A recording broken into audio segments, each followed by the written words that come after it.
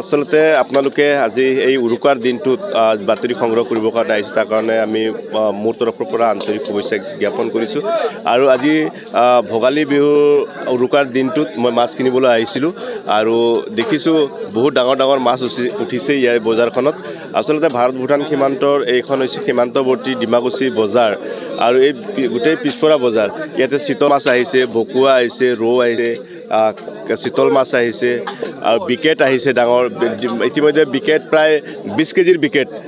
9000 টকা আমি গম পাইছোঁ আৰু চিতল দেখিছোঁ বৰালি দেখিছোঁ এইবিলাক মাছ আসলতে আজি ইতিমধ্যে মই 10 কিলো মাছ এটা আমি তিনিজন মিলি কেনে লৈছোঁ আৰু ভোগালী বিহুত যিহেতুকে মেজি ঘৰত আবেলি আমি সন্ধিয়া পৰিয়ালৰ লগত একেলগে এসাঁজ খাম আৰু আপোনালোককো আজিৰ দিনটোতে ভোগালী বিহুৰ উলগ যাচিছোঁ আৰু আন্তৰিকভাৱে আপোনালোকক শুভেচ্ছা জ্ঞাপন কৰিছোঁ ভগৱানে কুশলে মংগলে ৰাখক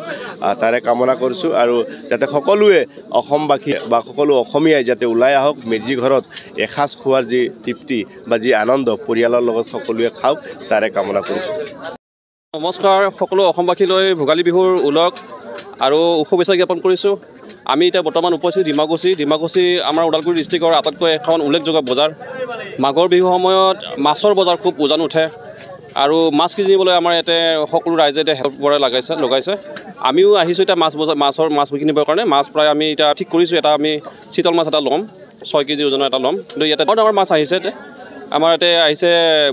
বৰালি কমেও 20 কেজি ওজনৰ এটা আহিছে আৰু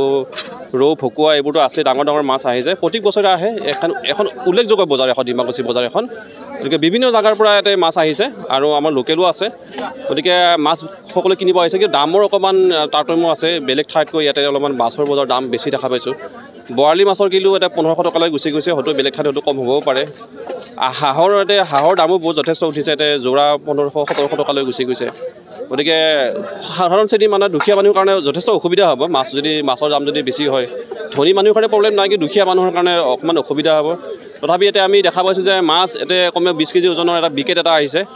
আৰু কমেও 30,000 মান টকাৰ দামৰ হ'ব সেই মাছটো গতিকে তথাপি আমি লগে ভাগে খাব লাগিব ভেলাঘৰত আজি ভোজ খাব লাগিব তাৰ কাৰণে আমি মাছ মাংস এইবোৰ সম্পূৰ্ণ ৰেডি কৰিছোঁ দৈ চিৰা এইবোৰ আমি যোগাৰ কৰিছোঁ সকলো অসমবাসীয়ে ৰাইজে যাতে ধুনীয়াকৈ সুন্দৰকৈ বিহুটো উদযাপন কৰে মাঘৰ বিহুটো উদযাপন কৰে তাৰ কাৰণে আমি সকলোকে আমি ধন্যবাদ জ্ঞাপন কৰিছোঁ আৰু সুখে সন্তোষে থাকক অসমবাসী ৰাইজে যাতে আজি বিহু উপভোগ কৰক ভালদৰে উৰুকাৰ নিশা সুন্দৰকৈ নিজৰ পৰিয়ালৰ লগত সুন্দৰকৈ এসাঁজ খাওক তাৰে কামনা কৰিছোঁ যাতে দুখীয়া মানুহে যাতে খাব পাৰে বস্তুবোৰৰ দামবোৰ যদি চৰকাৰে কমাই দিয়ে ভাল কথা মাছ যদি ইমান দাম হয় বা মাংসৰ দাম বহুত বেছি কৰিছে গাহৰি মাংসৰ দাম বাঢ়িছে বা হাঁহৰ দাম বাঢ়িছে গতিকে সাধাৰণ শ্ৰেণীৰ মানুহৰ কাৰণে নিম্ন মধ্যবিত্ত আৰু দুখীয়া শ্ৰেণীৰ মানুহৰ কাৰণে যথেষ্ট অসুবিধা আমাৰ বেয়া লাগে যে আমিতো কিবা কৰি খাম বাৰু আমাৰ অলপমান আছে বাৰু খাব পৰাকৈ কিন্তু দুখীয়া মানুহৰ কাৰণে যথেষ্ট অসুবিধা হ'ব দাম দৰৰ কাৰণে হয়তো তেওঁলোকে খাবই নাপাব বৰা চাউলৰ দাম বাঢ়িছে বৰা চাউলৰ 70 টকালৈ কিলো গুচি গৈছে জহা চাউলৰ দাম 70 টকালৈ গুচি গৈছে গতিকে দাম বৃদ্ধি হ'লে মানে সাধাৰণ শ্ৰেণীৰ মানুহৰ কাৰণে যথেষ্ট অসুবিধা হয় গতিকে অসমৰ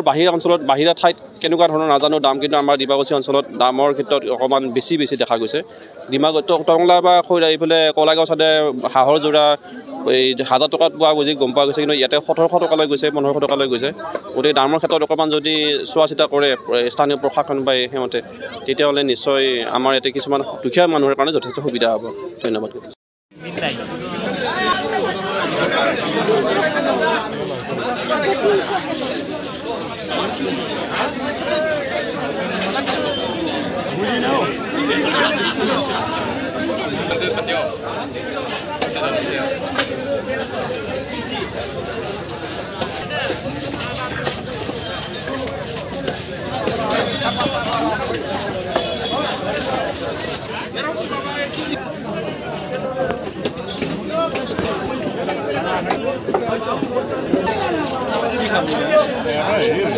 Boran tiada sedih kapan mungkin?